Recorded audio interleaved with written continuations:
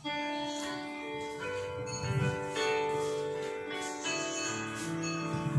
kami mengucap syukur di pagi hari ini Tuhan, di mana kami dapat mendengarkan firman-Mu walaupun kami berada di rumah kami masing-masing. Itu semuanya tidak membatasi kami Tuhan, untuk kami dapat merenungkan firman-Mu, untuk kami dapat mengerti seluruh ajaran-ajaran-Mu Bapa. Kami mengucap syukur, kami serahkan seluruh doa kami hanya di dalam nama Tuhan Yesus Kristus.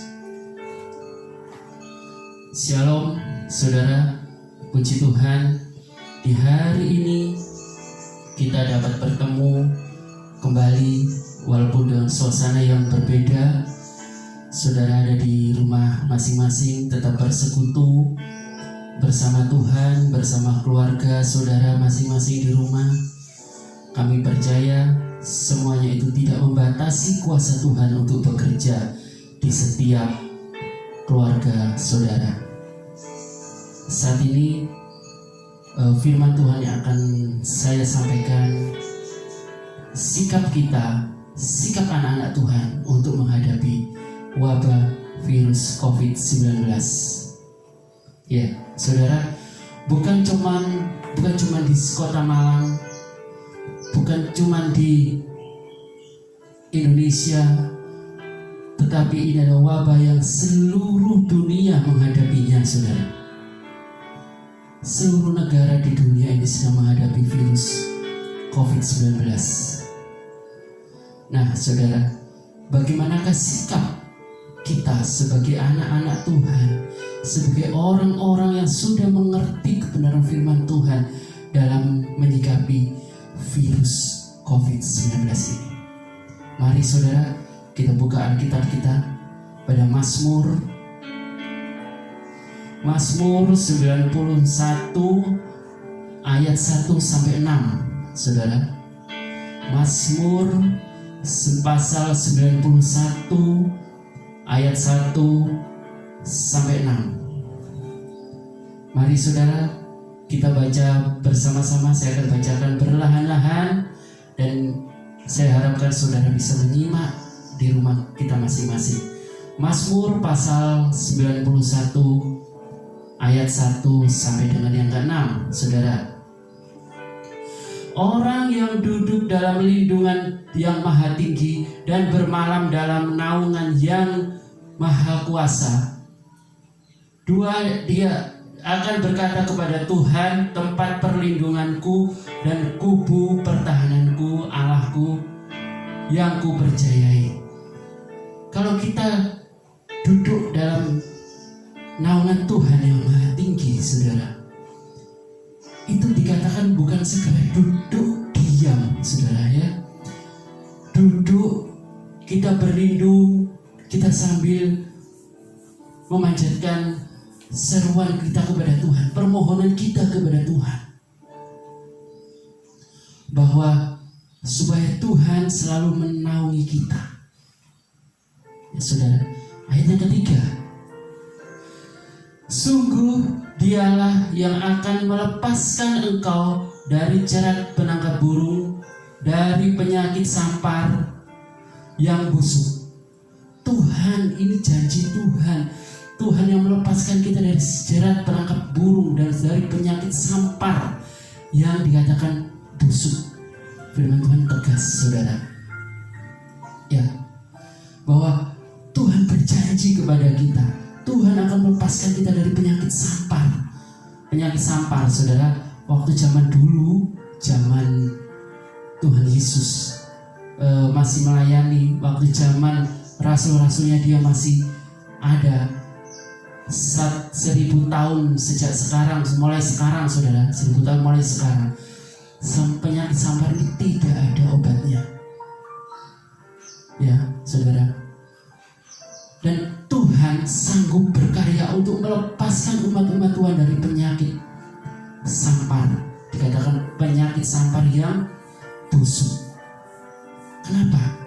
Karena tidak ada obatnya waktu itu, saudara. Waktu itu penyakit sampar adalah penyakit yang mengerikan, yang tidak ada obatnya waktu itu. Nah, saudara, sama bukan dengan keadaan kita saat ini? Saat ini saudara, virus corona, virus COVID-19 sampai saat ini belum ada obatnya.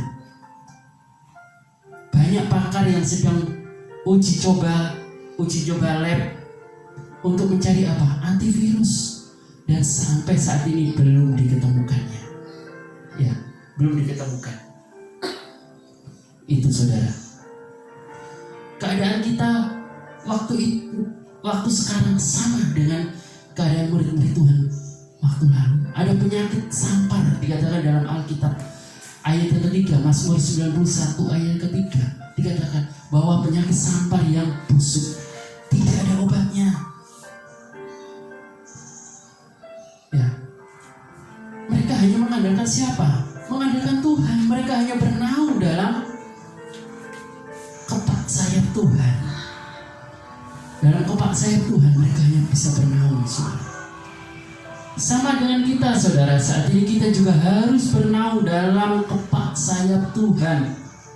Saya percaya, saudara, setiap kita, jika kita selalu dekat kepada Tuhan, Tuhan juga dekat kepada kita. Saya percaya itu, saudara.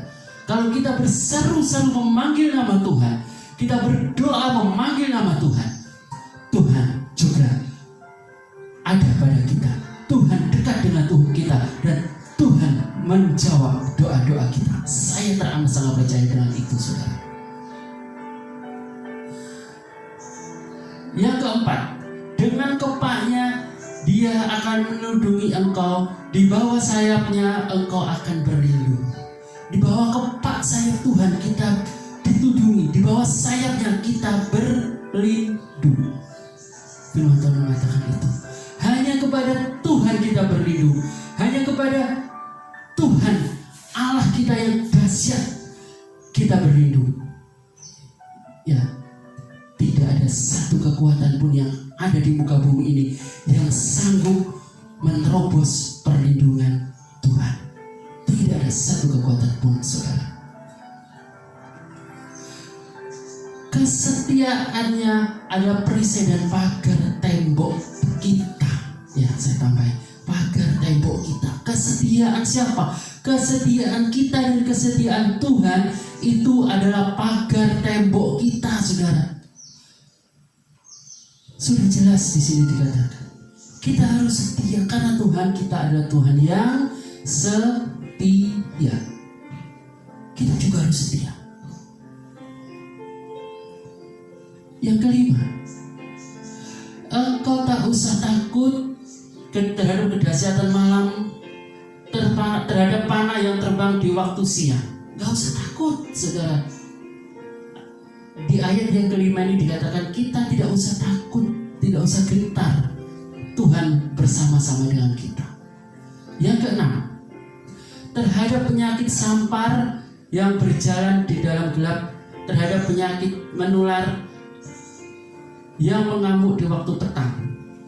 Sampai diulang 2 kali, saudara. Sampai diulang 2 kali. Kita tidak usah takut pada penyakit sampar. Di ayat yang ketiga dikatakan kita tidak perlu takut dengan penyakit sampar.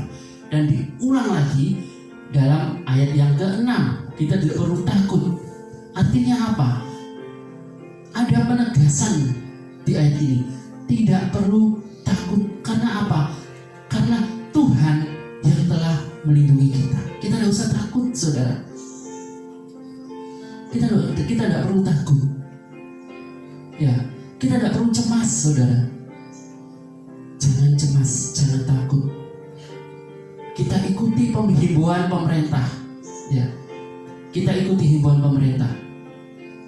Tapi kita tidak usah panik. Kalau pemerintah negara Republik Indonesia memerintahkan anak-anak sekolah bekerja, belajar di rumah, para guru bekerja di rumah, mengajar di rumah, kita kerjakan itu. Tapi kita nggak usah takut berlebihan. Ya, saudara, kita harus mengambil sikap. kita sebagai anak-anak Tuhan harus mengambil sikap, saudara. Kita harus mengambil sikap. Gak usah takut, gak usah panik, saudara. Gak usah panik.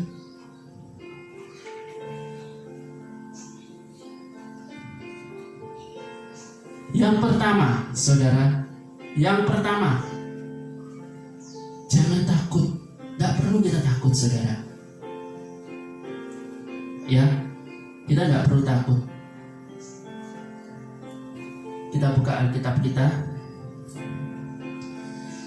Yesaya pasal 41 ayat 10. Yesaya pasal 41 ayat 10. Kita baca pelan-pelan, saudara, supaya saudara lebih paham, kita lebih mengerti akan isi firman Tuhan. Kita hayati, saudara. Yesaya 41 ayat yang ke-10. Janganlah takut, sebab aku menyertai engkau. Janganlah bimbang, sebab aku ini Allahmu.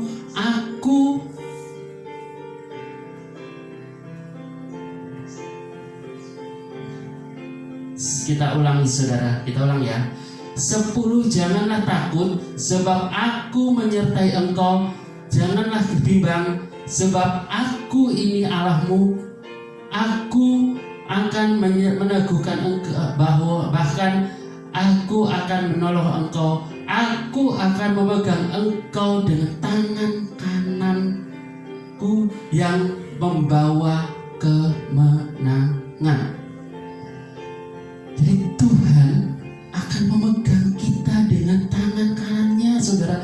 Memegang saya, saudara, dengan tangan kanan Tuhan. Ya. Dan tangan Tuhan itu membawa satu kemenangan. Amin, saudara. Katakan, tangan Tuhan membawa kemenangan. Tangan Tuhan itu, saudara, dikatakan membawa kemenangan. Saat ini, saudara, Bapak Presiden kita dan para menterinya sedang berlomba-lomba, bukan berpacu lagi dengan hari, berpacu dengan jam, tidak berpacu lagi dengan menit, tetapi berpacu dengan apa? Detik, saudara. Mereka bekerja sekuat tenaga mereka dengan segala kemampuan pikiran mereka yang ada, saudara. Mereka bekerja dengan sekuat-kuatnya untuk apa? Mencari antivirus corona. Berlomba dengan detik, saudara. Perkembangan bukan lagi dengan jam, dengan menit, tapi perkembangan adalah per detik. Per detik bisa berubah, saudara. Itu Bapak Presiden berlomba dengan detik untuk menyiapkan infrastruktur rumah sakit yang ada, sedangkan para menteri, para dokter, menteri kesehatan terlebih ya, dan para dokter bekerja dengan sekuat pikiran mereka dan sekuat kemampuan mereka, bekerja untuk apa? Mencari antivirus. Petugas-petugas lab mengadakan penelitian, semua universitas kesehatan mengadakan penelitian untuk mencari apa? Virus yang dapat untuk mencari antivirus yang dapat menanggulangi virus corona ini, saudara. Itu.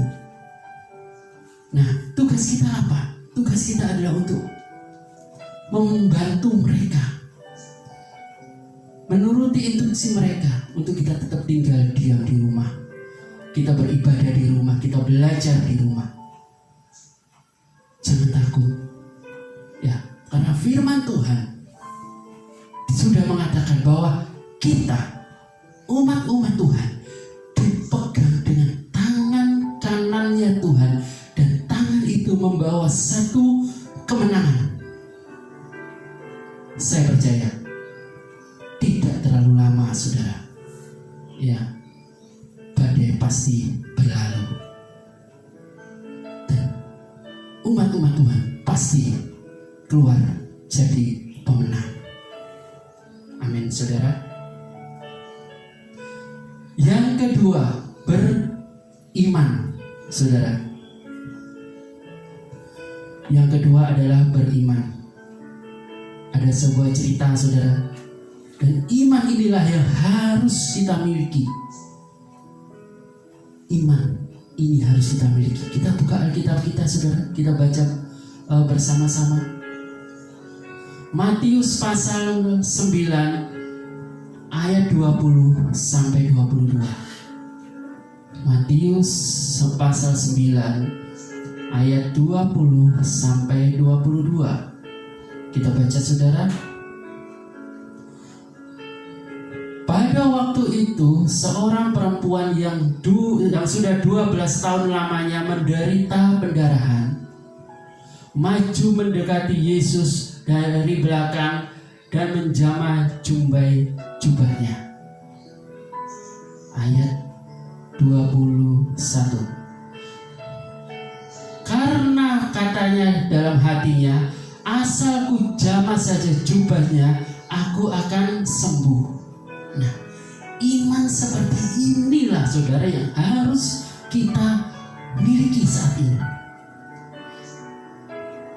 Seorang wanita yang pendarahan 12 tahun dikatakan, dia hanya memiliki iman, asal ku jamah saja jubahnya, aku akan sembuh. Berarti ini wanita ini memiliki iman, saudara. Dia tahu kalau dia menjamah jubah Yesus, dia akan sembuh. Kita juga memiliki seperti ini, saudara. Ya, kita tahu kita datang kepada Yesus, kita datang kepada Tuhan, kita akan sembuh, kita akan selamat.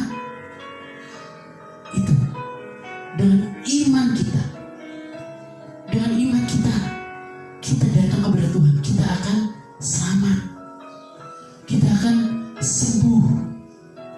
Itu kita harus percaya, kita harus meningkatkan iman. Dan kita lihat ayat selanjutnya 22. Tetapi Yesus berpaling kepada kita ulang 22. Tetapi Yesus berpaling dan memandang kepada dia dan berkata, teguhkanlah hatimu, hai anakku, imanmu telah menyelamatkan engkau. Maka sembuhlah dia. Jadi dikatakan saat itu sembuhlah perempuan itu. Ya, saudara. Jadi iman itu yang harus kita punyai saat ini. Iman seperti wanita ini, wanita yang menderita sakit pendarahan 12 tahun, dia sembuh. Sama dengan kita. Kondisi kita mungkin kita buka HP, baca WhatsApp, ya, berita yang muncul virus corona. Begitu kita buka WhatsApp yang muncul orang terinfeksi virus corona, buka WhatsApp lagi yang muncul orang yang meninggal.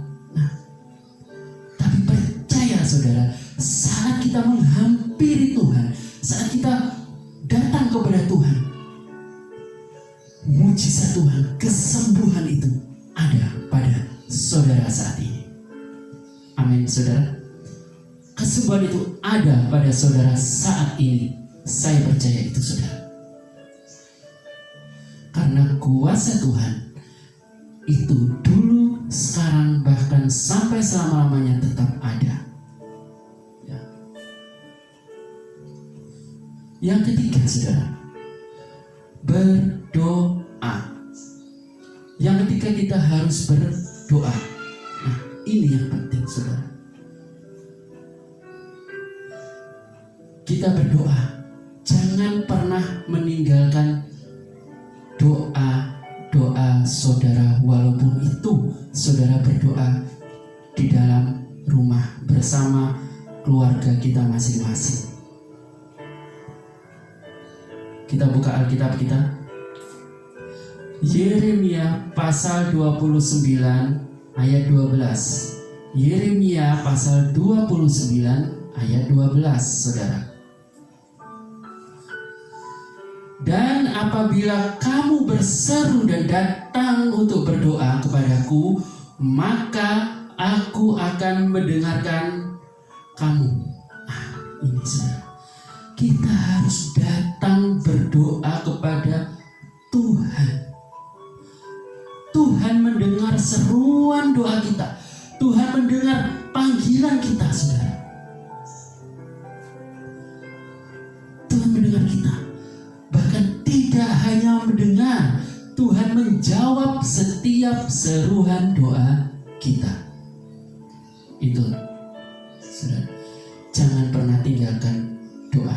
Di awal tadi sempat saya katakan bahwa kita harus membangun satu misbah keluarga di dalam rumah kita, di dalam keluarga kita. Kita berkumpul dengan anak-anak, kita berkumpul dengan keluarga-keluarga kita. Kita berdoa, kita ambil waktu, saudara. Saat ini pemerintah sedang menginstruksikan kita untuk tinggal di rumah, anak-anak untuk belajar di rumah, saudara. Ambil kesempatan kita berkumpul dengan keluarga kita. Ambil kesempatan saudara untuk membimbing anak-anak saudara, putra-putri saudara untuk apa? Belajar di rumah. Ambil kesempatan untuk mendampingi anak-anak kita. Mungkin sebelumnya hubungan Anda, hubungan saudara dengan anak sempat terganggu karena pekerjaan. Untuk beberapa hari ini, ambil kesempatan itu, dampingi mereka saat belajar. Ya. Ambil kesempatan untuk melakukan pekerjaan di rumah. Apa yang belum pernah saudara kerjakan di rumah, ambil itu, manfaatkan waktu kita sebaik-baiknya, saudara. Mungkin dahulu, beberapa waktu yang lalu, saudara belum pernah saat teduh bersama keluarga. Ambil momen ini, ajak istrimu, ajak anakmu untuk doa di rumah, untuk saat teduh di rumah. Istri-istri mengajak suaminya, mengajak anak-anaknya untuk mengambil saat teduh di rumah, untuk mendekatkan diri sama Tuhan bersama-sama satu keluarga. Ambil kesempatan ini, saudara. Jangan sia-siakan. Yang keempat, berbagi, saudara. Berbagi. Kita harus berbagi, ya saudara. Kita harus berbagi, saudara. Kita buka Efesus 4 ayat 2. Efesus 4 ayat 2. Hendaklah kamu selalu rendah hati, lemah lembut, dan sabar. Tunjukkanlah kasihmu dalam hal saling membantu. Ya. Kita harus saling berbagi, saudara. Ya, saudara. Walaupun kita di rumah, ya, kita juga harus membantu saudara-saudara kita yang ada di sekitar kita. Dengan apa, saudara? Dengan kita membeli barang-barang kebutuhan dengan cara secukupnya. Jangan berlebihan, jangan pernah menimbun barang, saudara. Ya. Belilah barang secukupnya. Kita harus memberi kesempatan kepada saudara-saudara kita yang lain untuk mendapatkannya. Jangan pernah menimbun barang, saudara. Saat ini, saudara, pemerintah sedang menganjurkan kita untuk memakai masker jika bepergian. Belilah masker secukupnya, jangan berlebihan, sehingga orang lain tidak mendapatkan. Ingat, saudara, kita mungkin tidak bisa memberi mereka masker, kita tidak bisa memberi mereka makan, ya, kita tidak bisa memberi mereka hal-hal yang lain. Tetapi satu yang bisa kita beri kepada mereka, yaitu apa? Kesempatan. Itu saudara, kita berikan mereka kesempatan. Kesempatan untuk mendapatkan masker, kesempatan untuk mendapatkan makanan, kesempatan untuk mendapatkan hal-hal yang lain. Jangan diborong semua saudara. Bagi yang punya uang, ya, bagi yang diberkati Tuhan secara berlebihan, secara berlebih, pakailah dengan sebijaksana mungkin. Pakailah dengan secukupnya berkat-berkat Tuhan itu. Saya percaya, saudara, kita bisa menggunakan berkat-berkat Tuhan yang dipercayakan kepada kita dengan bijak. Jangan berlebihan. Ingat, saudara, saudara-saudara kita juga masih memerlukan. Kita harus bisa membantu, kita harus bisa saling berbagi. Kita harus saling berbagi, saudara. Yang kelima, bersuka cita. Ya. Apapun itu keadaan kita, kita harus bersuka cita, saudara. Kita buka Alkitab kita,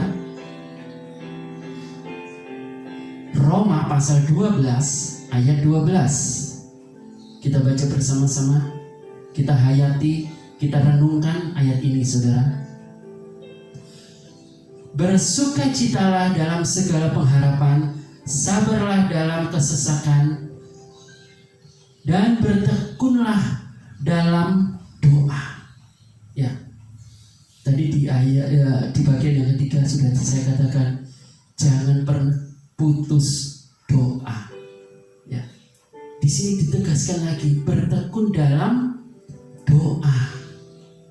Ya, kita harus bersabar, saudara. Dalam kesesakan ini kita harus bersabar, dan kita jangan pernah putus dari doa-doa kita. Doa berantai itu harus tetap ada. Ya. Bapak mendoakan, suami mendoakan istri, istri mendoakan suami, suami mendoakan anak, bapak mendoakan anak, anak mendoakan bapak, anak mendoakan ibu, ibu mendoakan anak. Dan begitu terus, saudara. Jangan pernah putus. Doakan bangsa Indonesia, doakan orang-orang yang telah terinfeksi virus COVID-19, doakan daerah-daerah yang ada di Indonesia, terlebih daerah Jawa Timur yang kita tinggal, khususnya Kota Malang yang saat ini kita tinggal, saudara. Doakan itu semua. Karena apa? Kesejahteraan kota adalah kesejahteraan kita. Kalau kota ini, saudara, kalau kota ini sedang terancam oleh virus COVID-19, doakan kota ini supaya apa?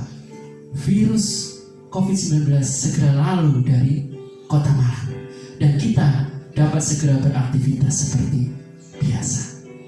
Doakan pemimpin-pemimpin kita, doakan Bapak Presiden kita, doakan para menteri jajaran yang ada, doakan mereka supaya dapat bekerja dengan maksimal untuk mengatasi situasi dan kondisi seperti ini. Kita sebagai umat-umat Tuhan, kita harus mengambil sikap ini. Kita harus berdoa. Mungkin, saudara, kita adalah orang-orang yang awam tentang ilmu virus. Kita adalah orang-orang yang awam tentang segala penyakit. Tapi, saudara, kita bisa ambil bagian untuk mengatasi wabah yang ada itu dengan doa. Kita mengambil bagian dengan doa kita.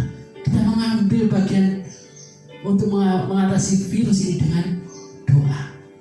Itu. Jadi kita harus senantiasa berdoa, saudara. Mari kita ambil bagian kita untuk berdoa. Dalam Mazmur pasal 34 ayat 8 dikatakan begini, saudara. Kecaplah dan lihatlah betapa baik Tuhan itu. Berbahagialah orang yang berlindung padanya. Kita dikatakan orang-orang yang berbahagia. Karena apa, saudara? Kita berlindung kepada Tuhan. Kita berlindung kepada Allah yang maha tinggi, Tuhan semesta alam. Itu kita dikatakan kita adalah umat yang berbahagia. Mari saudara, kita tetap berlindung kepada Tuhan. Kita tetap datang kepada Tuhan bersama keluarga kita, bersama dengan orang-orang yang kita sayangi. Kita datang kepada Tuhan. Mari kita berdoa. Bapa, kami mengucap syukur di pagi hari ini Tuhan. Kami sudah merenungkan firman Tuhan. Kami percaya Tuhan, kami sebagai anak-anak-Mu, kami tetap ada dalam naungan-Mu. Kami tetap ada dalam perlindungan-Mu Tuhan. Kami percaya, kami patahkan segala virus-virus yang ada di dalam nama Yesus, sehingga sakit penyakit itu Tuhan lalu daripada kami. Terima kasih Tuhan. Kami berdoa buat saudara-saudara kami yang terinfeksi virus corona. Kami berdoa Engkau jamah mereka, Engkau sembuhkan mereka, sehingga mereka Tuhan dapat kembali beraktivitas seperti biasa. Terima kasih Bapa. Kami serahkan seluruh doa kami hanya di dalam nama Tuhan Yesus Kristus. Haleluya. Amin.